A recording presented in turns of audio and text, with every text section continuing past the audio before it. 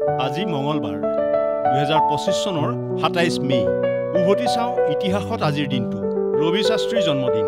1962 চনৰ 27 মেত বম্বেত জন্ম হৈছিল 1983 চনৰ বিশ্বকাপ জয়ী ভাৰতীয় ক্ৰিকেট দলৰ সদস্য একালৰ নিৰ্ভৰযোগ্য বেটিং অলৰাউণ্ডাৰ তথা জাতীয় ক্ৰিকেট দলৰ মুখ্য প্ৰশিক্ষক হিচাপে কাৰ্যনিৰ্বাহ কৰা পেছাদাৰী ক্ৰিকেটাৰজনৰ জৱাহৰলাল নেহৰুৰ মৃত্যু 1964 চনৰ 27 মেত 74 বছৰ বয়সত নতুন দিল্লীত মৃত্যু হৈছিল স্বাধীন ভাৰতৰ প্ৰথম প্ৰধানমন্ত্ৰী হিচাপে গণতন্ত্ৰ ধৰ্মনিৰপেক্ষতা আৰু বৈজ্ঞানিক প্ৰগতিৰ আধাৰত আধুনিক ভাৰতৰ ভেটি গঢ়োতা ভাৰত ৰত্নৰে সন্মানিত অগ্ৰণী স্বাধীনতা সংগ্ৰামীগৰাকী কটন কলেজৰ প্ৰতিষ্ঠা 1901 চনৰ 27 মেত ব্ৰিটিছ শাসিত অসমৰ chief commissioner sir Henry Stedman কটনে গুৱাহাটীত আনুষ্ঠানিকভাৱে কটন কলেজ স্থাপনৰ কথা ঘোষণা কৰে এয়াই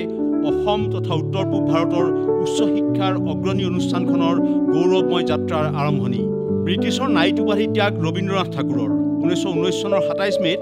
জালিয়ানৱালাবাগ হত্যাকাণ্ডৰ প্ৰতিবাদত ৰবীন্দ্ৰনাথ ঠাকুৰে ব্ৰিটিছ চৰকাৰে প্ৰদান কৰা নাইট উপাধি ত্যাগ কৰে ভাৰতৰ সেই সময়ৰ ভাইচৰয় লৰ্ড চেলমছফৰ্ডক এখন পত্ৰযোগে তেওঁ এই সিদ্ধান্ত অৱগত কৰিছিল বিশ্বৰ প্ৰথম দবা প্ৰতিযোগিতা 1851 চনৰ 27 মেত লণ্ডনত বিশ্বৰ প্ৰথমখন আন্তঃৰাষ্ট্ৰীয় দবা প্ৰতিযোগিতা অনুষ্ঠিত হৈছিল ইউৰোপৰ শীৰ্ষ খেলুৱৈসকলে অংশগ্ৰহণ কৰা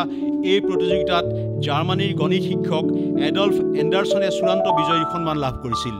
ছেইণ্ট পিটাৰ্ছবাৰ্গৰ প্ৰতিষ্ঠা 1703 চনৰ 27 মেত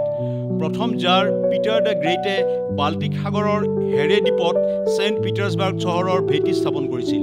200 বছৰতকৈ অধিক কাল ৰাছিয়াৰ ৰাজধানী আৰু প্ৰধান সাংস্কৃতিক আৰু অৰ্থনৈতিক কেন্দ্ৰ হিচাপে পৰিগণিত হয় একালত পেট্ৰগাৰ্ড আৰু লেনিনগ্ৰাড হিচাপে পৰিচিত ঐতিহাসিক চহৰখন ভাৰতৰ চিমেণ্ট ৰপ্তানিৰ নিষেধাজ্ঞা প্ৰত্যাহাৰ 2008 চনৰ 27 মেত ভাৰতে পূৰ্বে আৰোপিত চিমেণ্ট ৰপ্তানিৰ নিষেধাজ্ঞা প্ৰত্যাহাৰ কৰে ভাৰতীয় চিমেণ্ট উৎপাদকসকলৰ বাবে বজাৰ সম্প্ৰসাৰণত সহায়ক প্ৰতিপন্ন এই সিদ্ধান্তই বিশ্বজুৰি ভাৰতীয় চিমেণ্টৰ প্ৰতিযোগিতামূলক ক্ষমতা বৃদ্ধি কৰিছিল ৱাল্ট ডিজনীৰ 3 লিটল পিগছ মুকলি 1933 চনৰ 27 মেত ৱাল্ট ডিজনীৰ এনিমেটেড কাৰ্টুন ছবি দ্য 3 লিটল পিগছে মুক্তি লাভ কৰিছিল দুদিন পূৰ্বে 25 মেত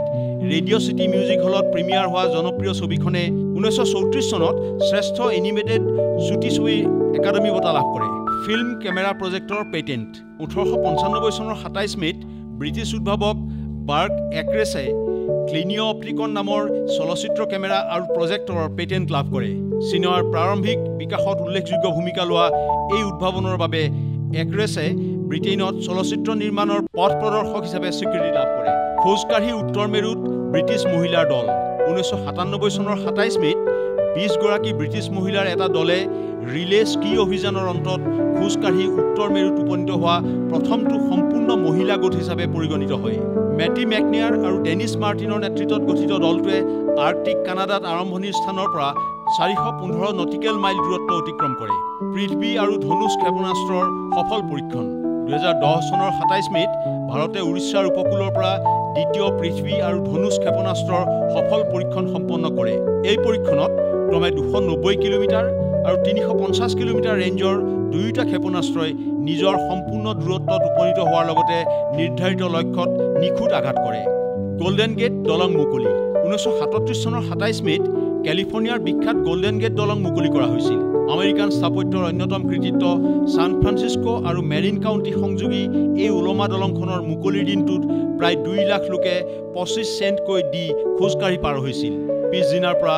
যান বাহনৰ যাতায়াত আৰম্ভ হয় জাৰ্মান যুদ্ধজাহাজ বিছমাৰ্কৰ পতন 1941 চনৰ 27 মেত দ্বিতীয় বিশ্বযুদ্ধৰ সময়ত ব্ৰিটিছ ৰয়েল নেভিৰ আক্ৰমণত উত্তৰ আটলাণ্টিকত জাৰ্মান যুদ্ধজাহাজ বিছমাৰ্ক ডুব যায় ব্ৰিটিছ যুদ্ধজাহাজ HMS কিং জৰ্জ পঞ্চম আৰু HMS ৰেডনিৰ সৈতে সংঘৰ্ষৰ পিছত এই আক্ৰমণ সংঘটিত হয় এই ঘটনাত 2000ৰো অধিক ক্ৰুৰ মৃত্যু হয় ইণ্ডোনেছিয়াৰ ভূমিকম্পত 6000 লোকৰ মৃত্যু 2006 চনৰ 27 মেত ইণ্ডোনেছিয়াৰ জাভাৰ যোগাকাৰ্টাত এক শক্তিশালী ভূমিকম্পই ব্যাপক ধ্বংস আৰু ক্ষয়ক্ষতি সাধন কৰে ৰিক্টাৰ স্কেলৰ 6.3 প্ৰাবল্যৰ এই ভূমিকম্পৰ ফলত 6000 লোকৰ মৃত্যু আৰু প্ৰায় 2 লাখ লোক গৃহহীন হয় ইনফৰমেশ্যন ডেস্ক দেশ টুডে